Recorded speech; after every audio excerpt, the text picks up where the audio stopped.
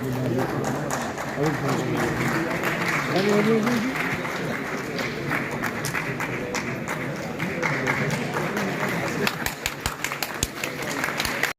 He when your consciousness becomes fused with the supreme consciousness of God, there is an explosion of conscious wave और उसकी pulses all over the country मौजूद हैं। उन्होंने कहा यदि pulse को अनुभव कर पाओगे तो भारत को समझ पाओगे, अन्यथा केवल बिल्डिंगें देख के चले आओगे भारत को नहीं समझ पाओगे। If I ask you which are the sources of focal point of those vibrations, these are our temples. अगर कोई पूछता है कि कभी-कभी on a lighter note, I would like to say, it has been criticized that the Indian culture is having so many places of worship, so many gods, so many books. And somebody in a sarcastic remark asked that what is your main book? तो उसे जवाब देना चाहिए, अभी आप book तक ही पढ़े ना, हमारे पास पूरी लाइब्रेरी है। और अगर कोई ये कहना चाहे कि why so many places of worship? Why the temple should be remain in the entire expanse of the country? The answer can be, if as a student of mathematics or science, I would like to ask that what the person is, what's your mind is, what's your body is. It's like a circle. When you say your mind or your body is a circle of radius just pertaining to your body in the center in you. When you come to your mind, it's a circle of the radius of your imagination with the center in you. When you ask about your Atma, it can be considered as a circle of infinite radius with a circle center in you. And when you talk about Paramatma, so those who have studied mathematics, they can understand कि infinite radius के circle का center finite हो सकता है क्या? It has to be everywhere. The moment you realize infinite radius in you, the circle becomes everywhere. तब बात आती है हरि व्यापक सर्वत्र समाना और प्रेम के प्रकट होने में जाना. So that's why the temples are there all over the country in the various specialized form. और इसीलिए ये देश वो देश है जिसके लिए कहा गया है कि गायन्ति देवः किल गीतकानि धन्यास्तुते भारत भूमि भागा स्वर्गापवर्गास्पद भाग हेतु भवन्ति भूयः पुरुषा सर्वथा. अर्थात वो भारत भूमि धन्य है, देवता भी जिसकी स्तुति में गीत गाते हैं और स्वर्ग के समस्त सुखों का भोग करने के बाद, यानी देवताओं की स्थिति में रहने के बाद मनुष्य के रूप में जन्म लेने को लालायित रहते हैं. क्यों? क्योंकि यही मोक्ष का मार्ग यहीं से निकल के जाता है. यह पुण्य भूमि है. देवता के रूप में रहकर भी हजारों वर्षों तक आप एक बहुत श्रेष्ठ आध्यात्मिक अवस्था में रहते हैं, पर मुक्ति नहीं मिलती है. मुक्ति यही मिलती है. इसलिए वो कहते हैं स्वर्गापवर्गास्पद भाग हेतु भवन्ति भूयः पुरुषा सर्वथा. अब मैं सिर्फ ये बताना चाहता हूं कि अगर टेम्पल को कनेक्ट करने की बात हो, जैसे मैंने अभी आपको एक काशी विश्वनाथ का उदाहरण दिया, हमारे टेम्पल्स किस ढंग से कनेक्ट करते हैं पूरे देश को कि आप किसी भी देवी देवता को के प्रति आस्था रखें. मान लीजिए आपने कहा कि मैं देवी के प्रति आस्था रखता हूं, तो जिस क्षण आपने कहा कि हम देवी जी के प्रति आस्था रखते हैं तो आपका श्रद्धा का वही भाव वैष्णो देवी से भी जुड़ता है, कन्याकुमारी से भी जुड़ता है, कामाख्या जी से भी जुड़ता है, मुंबा देवी से भी जुड़ता है, विंध्यवासिनी से भी जुड़ता है और ढाका की ढाकेश्वरी से भी जुड़ जाता है और बलूचिस्तान की हिंगलाज माता से भी जुड़ जाता है. That's how the temple connects. इसलिए मैं कहता हूं कि जब हम टेम्पल कनेक्ट की बात कहें तो हमें यह बात समझनी चाहिए कि ये किस तरीके से कंट्री के उस पोर्शन को. अब एक बात जो मैं पहले भी कई बार कह चुका हूं, if you go to Rameswaram, Rameswaram जाए तो आपको दर्शन करने से पहले 22 कुओं का स्नान करना पड़ता है, और वो एवरी वेल रिप्रेजेंट्स वन तीर्थ ऑफ द कंट्री। वो बताते हैं ये केदारनाथ है, ये बद्रीनाथ है, ये काशी विश्वनाथ है। It means standing on the southern tip of the country you are emotionally. एक महाराष्ट्र में नांदेड़ से और एक कर्नाटक में बीदर से। इसका अर्थ क्या हुआ? पूरे कंट्री के साथ एक कनेक्ट इस्टेब्लिश उन्होंने किया। और अगर आप स्वर्ण मंदिर में जाते हैं and you remember about the Khalsa पंथ एस्टैब्लिश बाय गुरु गोविंद सिंह जी, और अगर आप उसका डिटेल ध्यान रखते हैं तो आपको दिखता है कि पूरे देश के साथ वो किस प्रकार से कनेक्ट हो।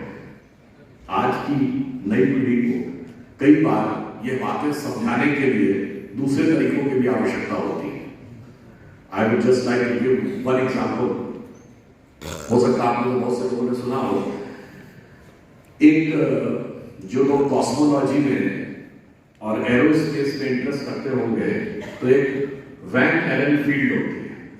वैन एलन फील्ड वो है जो माना जाता है कि जो अर्थ के मैग्नेटोस्फीयर के ऊपर चार्ज पार्टिकल्स का एक पैटर्न बन जाता है, और वो चार्ज पार्टिकल का पैटर्न जो है, जो अर्थ सन से आने वाली रेज हैं उनको भी वो प्रोटेक्ट करता है, और वहां पर मैग्नेटिक एनर्जी का पैटर्न सबसे ज्यादा होता है। और मजे की बात यह है कि 3 जगहों पे दुनिया में ये वैन एलन फील्ड पाई जाती है।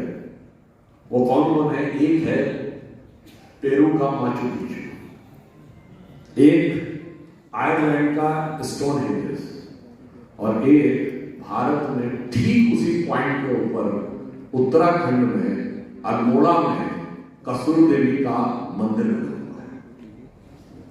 और नासा ने इस बात को वेरीफाई किया कि इन तीनों जगहों के ऊपर वैन एलन मैग्नेटिक फील्ड सबसे ज्यादा है। अब मुझे लगता है कि नई पीढ़ी को इन विषयों के बारे में और बेहतर रिसर्च करने की आवश्यकता है, कि ताकि उनको पता चल सके कि हमारे जो भी टेम्पल्स हैं उनका रीजंस क्या है। बहुत सी ऐसी चीजें। एक और आपको पर्सनल एग्जांपल बताना चाहता हूं। जो शबरीमला का रिजल्ट आया, उस समय तक तो पार्टी ने स्टैंड नहीं लिया था, तो हमारी प्रेस कॉन्फ्रेंस थी। उसके बाद ऑफ द रिकॉर्ड में वो लोग पूछने लगे कि इसमें क्या कहना है। जैसे आप सब लोग इस विषय के ज्यादा अच्छे जानकार हैं जितना मैंने पढ़ा है, कि शबरीमला मंदिर का जब दर्शन किया जाता है तो सीधे नहीं किया जाता है, वो 7 मंदिरों की श्रृंखला का अंतिम मंदिर है। जिस श्रृंखला का पहला मंदिर है तमिलनाडु का अच्युत गोविंद मंदिर, और ये 7 मंदिर क्यों है? ये माना जाता है कि हमारे अंदर जो कुंडलिनी जागरण की प्रक्रिया है उसके 7 चक्र होते हैं, मूलाधार, स्वादिष्ठान, अनाहत, आज्ञा और विशुद्ध चक्र। तो वो अंतिम चक्र माना गया है, अंतिम चक्र की एनर्जी का प्रतीक है शबरीमला का मंदिर। इसीलिए वहां अगर आप मंदिर में जाए तो ऊपर क्या symbolizes the element of final emancipation, final dissolution. So it is obvious कि till anybody is having the vibration of creation, the place of final dissolution is difficult for both, for the person as well as for the place.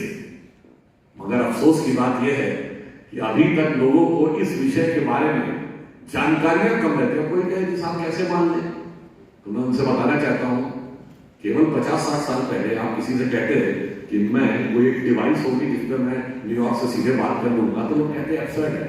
But how is it possible? Because of the electromagnetic waves and modulation of the waves. आज modulation of the waves से आप पूरे telecom as में sociology से मतलब नहीं है, इसका साइंस से मतलब है। क्योंकि जब अंदर मंत्रोच्चार होता है तो उसका जो वाइब्रेशन है वो चारों तरफ से रिफ्लेक्ट होने के बाद उसका आउटलेट एक ही जगह से होना चाहिए, और एक ही जगह से जब होगा तो उसके सामने वही पर्टिकुलर कॉन्फ़िगरेशन का मेटेलिक पिलर होना चाहिए, ताकि वो उसको एक पर्टिकुलर पैटर्न में ही परिसर में चारों तरफ डिसोसिएट करे। ताकि उस वाइब्रेशन को आप फील कर सकें। मगर अफसोस की बात यह है कि हर जगह पे जहां पर साइंस इंपॉर्टेंट है वहां सोशियोलॉजी लाने का प्रयास किया जाता है, और मंदिरों ने कितना बड़ा कंट्रीब्यूशन सोशियोलॉजी को दिया है वो किसी को समझ में नहीं आता। अगर आप लोग कभी देखते हो तो नेशनल ज्योग्राफी के प्रोग्राम आता है इंडिया मेगा किचन, एक नहीं दर्जनों है मंदिरों के मेगा किचन। कभी आपने बताइए कोई यूरोप में है कोई ऐसा मेगा किचन, अमेरिका में है कोई मेगा किचन? इसलिए सोशियोलॉजी में भी हमारा क्या रोल है। और मैं एक और बात आपसे कहना चाहता हूं, मंदिर कभी कभी हम समझ नहीं पाते हैं राष्ट्र निर्माण में क्या रोल प्ले करते हैं। श्री राम जन्मभूमि का मंदिर जब शुरू हुआ तो हम लोग जब तक जजमेंट नहीं आया था तो हम लोग डिबेट में जाते थे तो हम लोग को बड़ा कटाक्ष किया जाता था, भाई ये तो बीजेपी वाले हैं जो कहते हैं राम राम आएंगे मंदिर वहीं बनाएंगे और तारीख नहीं बताएंगे। मगर वो मंदिर निर्माण की तारीख क्या थी इसको समझने की जरूरत है। Those who have studied the Ram Temple, entire Ram Temple movement, आप देखें उस मूवमेंट का हर हिस्टोरिकल टर्निंग पॉइंट इस कंट्री के हिस्टोरिकल टर्निंग पॉइंट के साथ देखा गया हो। The first in Ram temple case was registered in November 1858। Faizabad के थानेदार ने रिपोर्ट लिखी है कि 50 निहंग सिख आ रहे हैं तलवार लेकर, और उन्होंने यहां पर यज्ञ हवन किया है और मस्जिद जन्म स्थान, उसने वर्ड यूज किया मस्जिद जन्म स्थान की सारी दीवारों पर राम राम राम राम लिख दिया है। That is the first official, because 1857 से पहले ब्रिटिशर्स का कंट्रोल नहीं था, तो जो ब्रिटिश डॉक्यूमेंट्स अवेलेबल है उसके बाद फर्स्ट कार सेवा जो दिन गोलियां चलाने के बाद 30 अक्टूबर 1990 देवोत्थानी एकादशी, तो दैवीय देवता उठे थे, तो देवता भारत को दैवीय स्थान पर ले जाने के लिए उठे थे। ये देव स्थानों का महत्व होता है जो लोगों को नहीं समझ में आता है। और ये भी मैं एक और राइटर को कहूं कि जब